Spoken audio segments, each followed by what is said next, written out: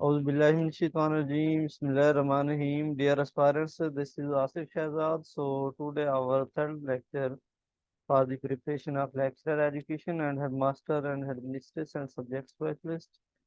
So dear aspirants, जैसा कि आप जानते हैं कि हमने क्वालिफाइड गाइड जो परवेज इकबाल सर की है उसकी उर्दू ट्रांसलेशन के साथ जो है उसका हमने सब्जेक्टिव पार्ट स्टार्ट किया हुआ है। ठीक है।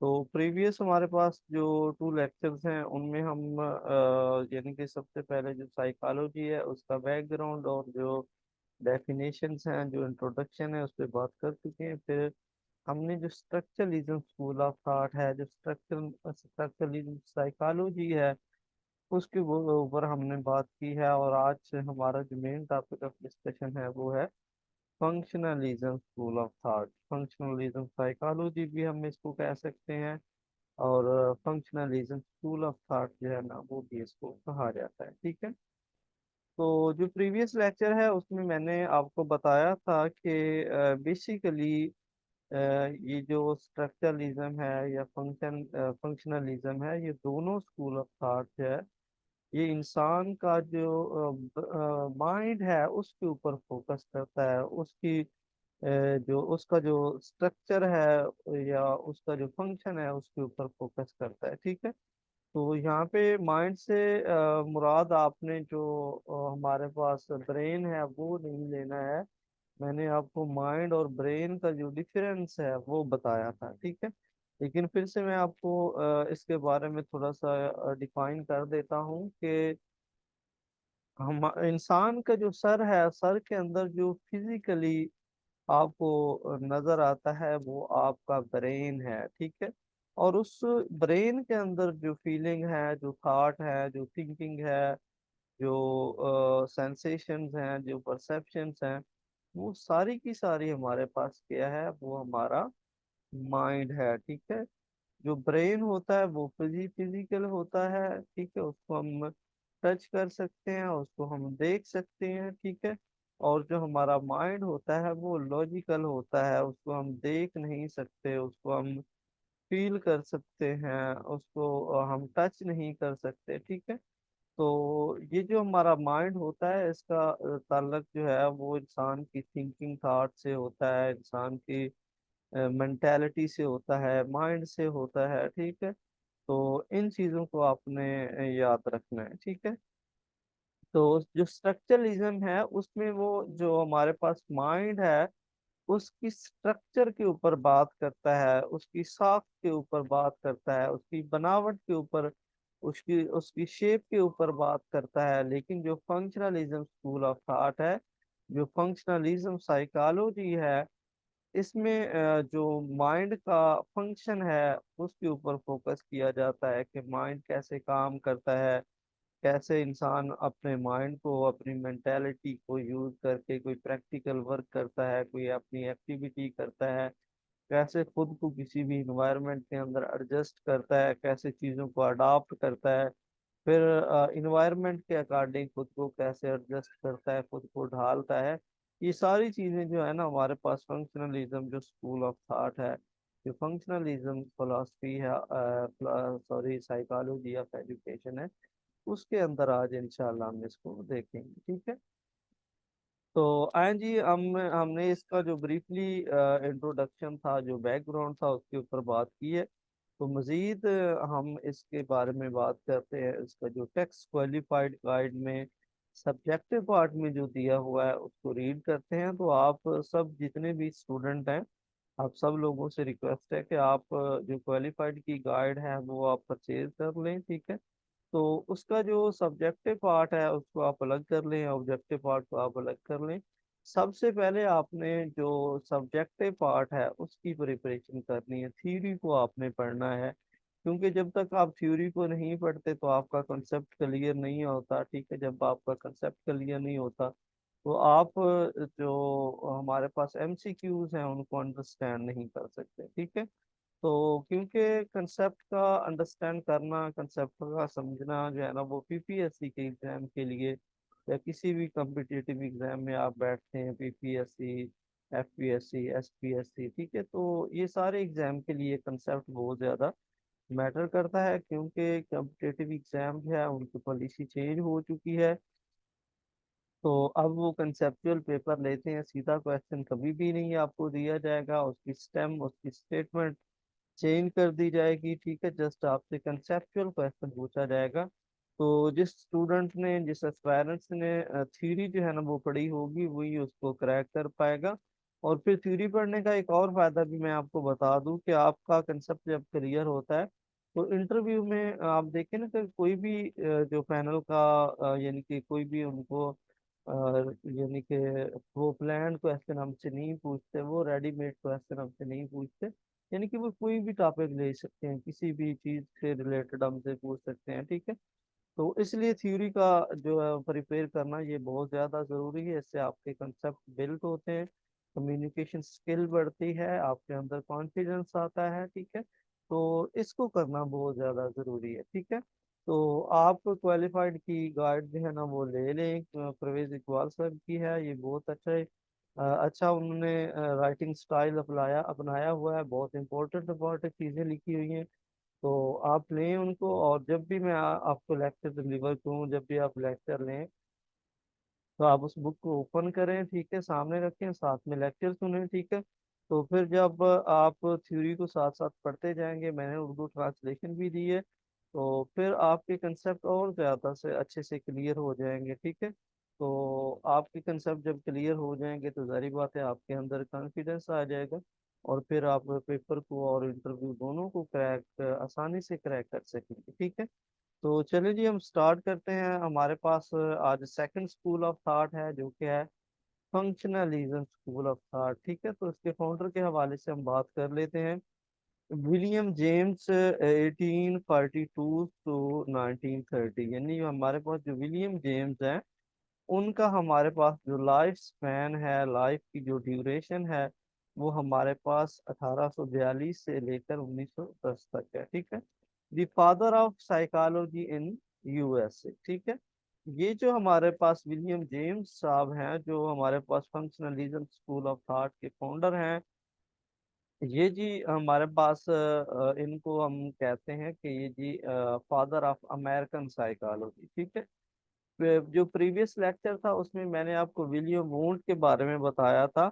उनको फादर ऑफ एक्सपेरिमेंटल साइकोलॉजी कहा जाता है, क्योंकि फर्स्ट टाइम उन्होंने जर्मनी के अंदर जो है ना वो लिप्जिंग में लिप्जिंग यूनिवर्सिटी के अंदर एक लेबोरेटरी बनाई थी। तो इंसान का जो बिहेवियर है उसको उन्होंने स्टिमुलस के जरिए, रिस्पॉन्स के जरिए उनने साइंटिफिक तरीके से जो है ना उनको एनालाइज करने की कोशिश की, स्टडी करने की कोशिश की। इस वजह से उनको हम क्या कहते हैं, उनको हम फादर ऑफ एक्सपेरिमेंटल साइकोलॉजी कहते हैं, और इनको फादर ऑफ अमेरिकन साइकोलॉजी कहते हैं, क्योंकि अमेरिका के अंदर जो है ना साइकोलॉजी के ऊपर इन्होंने बहुत ज्यादा काम किया है। इस वजह से इनको फादर ऑफ अमेरिकन साइकोलॉजी कहा जाता है, या फादर ऑफ यूएसए साइकोलॉजी कहा जाता है। ठीक है, ही क्लेम्ड, उन्होंने दावा किया, द कॉन्शियसनेस और experience can not be broken up into elements. ठीक है, यानी कि ये उन्होंने दावा किया, मैंने आपको बताया है कि जो फंक्शनलिज्म स्कूल ऑफ थॉट है, ये हमारे पास जो प्रीवियस में हमने डिस्कस किया है स्ट्रक्चरलिज्म स्कूल ऑफ थॉट, उसके टोटली अगेंस्ट है। ठीक है, यानी कि वो इंसान का जो माइंड है उसके स्ट्रक्चर की बात करते हैं, उसकी शेप की बात करते हैं। ठीक है, तो ये जो हमारे पास फंक्शनलिज्म स्कूल ऑफ थॉट है, ये इंसान का जो माइंड है उसके फंक्शन की बात करता है, कि कैसे इंसान अपने माइंड को यूज करके जो है ना वो डिफरेंट एक्टिविटीज को, एक्सपीरियंस को परफॉर्म करता है, कैसे यानी कि कोई अपनी जो फीलिंग्स हैं उसको वो शो करता है, फिर उसी के अकॉर्डिंग बिहेव करता है, कैसे यानी कि इन्वायरमेंट के अंदर खुद को एडजस्ट करता है, चीज़ों को अडॉप्ट करता है, फिर एडजस्ट करता है। तो ये सारी चीज़ें जो है ना ये फंक्शनलिज्म के अंदर डिस्कस की जाती हैं। इस वजह से ये टोटली एक दूसरे के अपोजिट हैं। ठीक है, तो हमारे पास ये जो विलियम जेम्स साहब हैं, इन्होंने क्लेम किया था, इन्होंने दावा किया था कि इंसान का जो कॉन्शियसनेस है, ठीक है, और जो एक्सपीरियंसेस हैं इंसान के, उनको हम क्या कर सकते हैं, कैन नॉट बी ब्रोकन आप इनटू एलिमेंट्स, तो उनको हम एलिमेंट्स के अंदर जो है ना वो उनको हम डिवाइड नहीं कर सकते। मैंने आपको बताया था कि जो हमारे पास स्ट्रक्चरलिज्म स्कूल ऑफ थॉट है, ठीक है, उसके जो हमारे पास फाउंडर हैं विलियम वोन्स साहब, तो उन्होंने इंट्रोस्पेक्शन मेथड जो है ना वो यूज किया था इंसान का जो माइंड है उसके स्ट्रक्चर को अंडरस्टैंड करने के लिए, फीलिंग को, थॉट को, परसेप्शन को, सेंसेशन को जो है ना वो छोटे छोटे पार्ट्स में ब्रेक करके जो है ना वो चाहते थे कि इनको स्टडी किया जाए, ठीक है। तो ये कहते हैं कि जनाब जो इंसान की फीलिंग है, इंसान की जो थॉट है, जो थिंकिंग है, जो सेंसेशन परसेप्शन है, उनको छोटे छोटे एलिमेंट्स के अंदर आप डिवाइड नहीं कर सकते, ठीक है। And there is no way to separate ideas, thoughts, sensation और परसेप्शन। ये कहते हैं कि कोई ऐसा तरीका मौजूद नहीं है, कोई ऐसा सोर्स, कोई ऐसा जरिया मौजूद नहीं है जिससे हम क्या कर सकें, अपने जो आइडियाज हैं, जो थॉट है, जो सेंसेशन है, जो परसेप्शन है, उनको अलग अलग कर सकें, उनको सेपरेट कर सकें, ठीक है। तो उसके बाद जी ये कहते हैं कि structuralism does not reveal anything about when the mind really does or how it does about doing it, ठीक है। यानी कि स्ट्रक्चरलिज्म जो है ना वो डज नॉट रिवील एनीथिंग, किसी भी चीज के बारे में नहीं बात करता इस बारे में, when the mind and really does are how, कि इंसान का जो माइंड है कोई काम वो क्या काम करता है, और कोई कैसे वो कोई काम करता है, कोई एक्टिविटी करता है। यानी कि इंसान के जो वर्किंग माइंड की जो वर्किंग प्रोसेस है, इसको स्ट्रक्चरलिज्म ने डिफाइन नहीं किया, इसके बारे में बात नहीं की, इंसान क्या काम करता है और कैसे काम करता है, इसके ऊपर उसने बात नहीं की, ठीक है।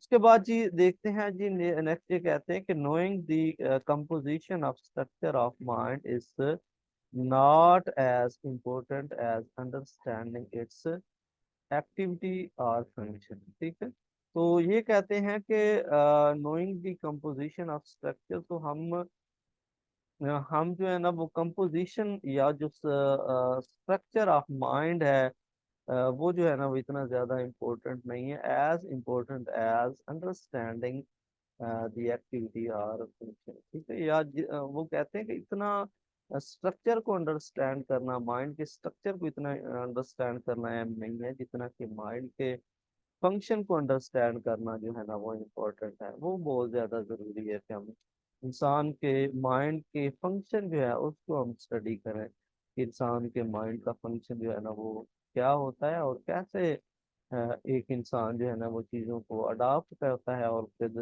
फिर इन्वायरमेंट के अकॉर्डिंग जो है ना वो खुद को ढाल लेता है, ठीक है।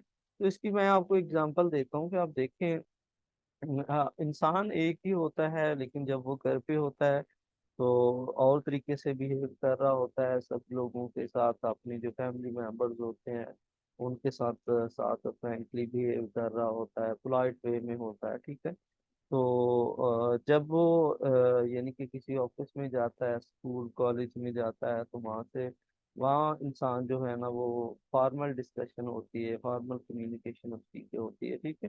तो ये सारे क्या है, ये सारा इंसान के माइंड का एक फंक्शन है, ठीक है, कि इंसान चीज़ों को अडॉप्ट करता है, फिर उसकी सिचुएशन के अकॉर्डिंग अपना जो बिहेवियर है उसको यानी कि यूज करता है, और यानी कि इन्वायरमेंट के अकॉर्डिंग जो है ना वो खुद को ढाल लेता है, ठीक है। तो ये फंक्शनलिज्म जो स्कूल ऑफ थॉट है वो इसके बारे में बात करता है। उसके बाद ये नेक्स्ट ये कहते हैं कि therefore William James through out his doctrine of functionalism, तो विलियम जेम्स जो है यानी कि उनके जो स्कूल ऑफ थॉट है, उनकी जो डॉक्ट्राइन है उसके अंदर जो है ना ये कहते हैं, ये एडवोकेटेड करते हैं, यानी कि ये हिमायत करते हैं, सपोर्ट करते हैं the theory of mental life, कि इंसान की जो मेंटल लाइफ है, इंसान की जो थिंकिंग की जो लाइफ है, इंसान की जो माइंड की लाइफ है, उसके ऊपर ये फोकस करते हैं, एंड बिहेवियर, और इंसान का जो बिहेवियर है उसके अकॉर्डिंग ये बात करते हैं। ये कहते हैं कि कैसे इंसान जो है ना वो डिफरेंटली बिहेव करता है इन डिफरेंट सिचुएशंस में, ठीक है। He consider the mind is mind to be a recent development in the evaluatory process के माइंड जो है ना वो हमेशा इवेल्युएशन प्रोसेस के अंदर जो है ना रहता है, यानी कि ऐसा ऐसा इंसान का जो माइंड होता है उसकी प्रोग्रेस होती रहती है, वो दर्जा बदर्जा मूवमेंट करता रहता है, उसके अंदर डेवलपमेंट होती रहती है, यानी कि उसके अंदर इर्तिका मौजूद होता है। आपने देखा है कि आप जब एक छोटा बच्चा होता है वो चीज़ों को और तरीके से जो है ना वो बिहेव करता है, चीज़ों के बारे में थिंक ओवर करता है, ठीक है। फिर ऐसा ऐसा जैसे बच्चा मेच्योर होता जाता है तो फिर उसकी मेंटल डेवलपमेंट के जो इवेल्युएशरी जो प्रोसेस होता है वो इंक्रीज होता जाता है, इर्तिका का जो सिस्टम है वो इंक्रीज होता जाता है, उसकी डेवलपमेंट होती जाती है, और उसका जो थिंकिंग प्रोसेस होता है वो ब्रॉड होता जाता है, वो चीज़ों को एनालाइज करना इवेलुएट करना स्टार्ट कर देता है, ठीक है। The function of which was aim was add man adjust to his environment, यानी कि ये जो इंसान के माइंड का फंक्शन है ये किसी भी इंसान को इस काबिल बनाता है कि, यानी उसको असिस्टेंस प्रोवाइड करता है, उसको एड प्रोवाइड करता है, उसको हेल्प प्रोवाइड करता है अपने माहौल में एडजस्ट करने के लिए, ठीक है। मैंने आपको एग्जांपल दी है कि एक बच्चा जो है वो डिफरेंट इन्वायरमेंट में डिफरेंटली बिहेव करता है, वो खेल के मैदान में और तरह से बिहेव करता है, फैमिली में और तरह से, अपने स्कूल कॉलेजेस में और तरह से, और जब वो वापस आ जाता है एक किसी अथेंटिक पोस्ट पे बैठता है तो फिर और तरीके से बिहेव करता है, ठीक है। तो ये सारे जो यानी कि डिफरेंट सिचुएशन में उसने डिफरेंटली बिहेव करना सीखा है, तो उसने अपना जो माइंड का फंक्शन है उससे उसने सीखा है, ठीक है। उसके बाद जी ये कहते हैं दी कॉन्शियसनेस और mental life according to him. तो कॉन्शियसनेस जो होता है और जो माइंड और इंसान की जो मेंटल लाइफ है वो उसकी अपनी जो थिंकिंग थॉट है उसके अकॉर्डिंग होती है, ठीक है। तो इस continuous or flowing unity, a stream that carries the organism in forth adaptation organism in environment.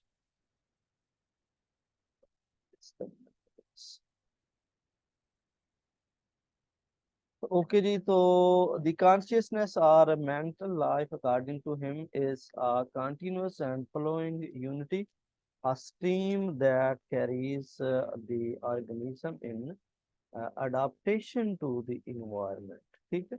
यानी कि इंसान का जो कॉन्शियसनेस होता है या फिर इंसान की जो मेंटल लाइफ होती है ये एक कंटिन्यूअस प्रोसेस होता है, इसमें फ्लो होता है, एक स्ट्रीम होती है इसके अंदर, ठीक है।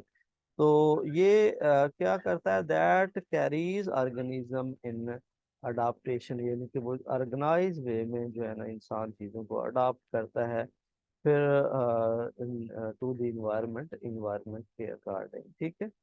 तो our mind are constantly for gaining association revision experience starting stopping jumping back and fourth in time for adding to our functional ability to adapt to our environment, ठीक है। ये कहता है कि जी हमारा जो माइंड होता है, इंसान का जो माइंड है, इंसान का जो दिमाग है वो मुसलसल जो है ना वो फार गेनिंग करता है, एसोसिएशन करता है चीज़ों के बारे में, ठीक है, चीज़ों को रिवाइज करता है, उनके बारे में एक्सपीरियंस करता है, स्टार्टिंग करता है, स्टॉपिंग करता है, जंप बैक करता है यानी कि वापस आता है, या फॉरवर्ड एंड फोर्थ या आगे बढ़ता है इन टाइम वक्त के साथ साथ, for adding to our function, यानी कि अपने जो माइंड के जो फंक्शन है और उसके जो माइंड की जो एबिलिटी है उसके अकॉर्डिंग यानी कि वो सारे काम करता है, और ताकि वो एडजस्ट कर सके, अडाप्ट कर सके खुद को एक इन्वायरमेंट के अकॉर्डिंग, अपने जो माहौल है तो उसमें जो है ना वो यानी कि अपने अंदर उसके अंदर वो सलाहियतें पैदा हो जाती हैं ताकि वो खुद को एक इन्वायरमेंट के अंदर जो इन्वायरमेंट होता है, एक सिचुएशन होती है, एक जो सेटअप होता है, एक जो सोशल इंटरेक्शन होती है, उसके अंदर जो है ना वो खुद को डाल सके। ठीक है। इसके बाद जी नेक्स्ट हम बात करते हैं जी, नेक्स्ट स्लाइड पे मूव करते हैं, merits of functionalism and its contribution to education. तो यहाँ पे जी कुछ खसूसियात दी गई हैं हमारे पास फंक्शनलिज्म जो स्कूल ऑफ थॉट है, जो फंक्शनलिज्म साइकोलॉजी है, तो उसके ऊपर भी हम बात कर लेते हैं।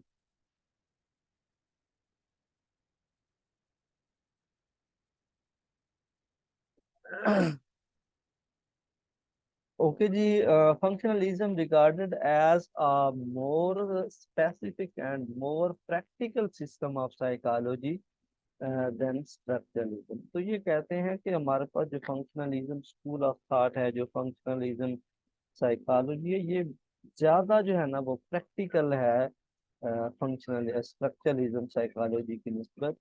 Help in making the system of education, जो कि एजुकेशन का जो सिस्टम है इसको बनाने में हेल्प प्रोवाइड करती है as a practicable and useful as possible by the following contribution. यानी कि उसको प्रैक्टिकल भी बनाता है और उसको यूजफुल भी बनाता है एजुकेशन सिस्टम को। ठीक है। तो उसके बाद ये कहता है कि इसकी कुछ कंट्रीब्यूशन जो है ना वो नीचे दी गई हैं, उनको स्टडी कीजिए। तो फर्स्ट नंबर पे ये कहता है कि it led emphasise on function ability of the content of the curriculum by advocating it only those thing should be taught to the children. यानी कि उसने निसाब की जो मदराजात हैं, जो निसाब के काम करने की सलाहियत पर जोर दिया है, उसने इस बात की वकालत की है कि बच्चों को सिर्फ वही चीजें सिखाई जाएं जिनका वो रोजमर्रा की जिंदगी में इतलाक करते हैं। ठीक है। यानी कि ये प्रैक्टिकली चीजों के ऊपर फोकस करता है कि हमने बच्चे को वही नॉलेज देना है, वही कंटेंट बच्चे को हमने पढ़ाना है जो कि बच्चे के अंदर यानी कि वो एबिलिटी पैदा करे, ताकि बच्चे जो रोजमर्रा की जो एक्टिविटीज हैं उनको अच्छे तरीके से अडॉप्ट कर सके, उनको अच्छे तरीके से परफॉर्म कर सके। ठीक है। यानी कि ये कहते हैं कि हमारा जो करिकुलम है, हमारा जो निसाब है, इसको यानी कि प्रैक्टिकल बेस होना चाहिए, प्रैक्टिकल लाइफ के अकॉर्डिंग होना चाहिए, ताकि बच्चा जब इन्वायरमेंट के अंदर जाए, सोशल सेटिंग में जाए, ठीक है, तो फिर वो जो एक्टिविटी हैं, जो प्रॉब्लम्स हैं, उनको वो सॉल्व कर सके। ठीक है। सेकंड नंबर पे जी कहते हैं the method and techniques of learning were made more functionable to the id propagated by this system.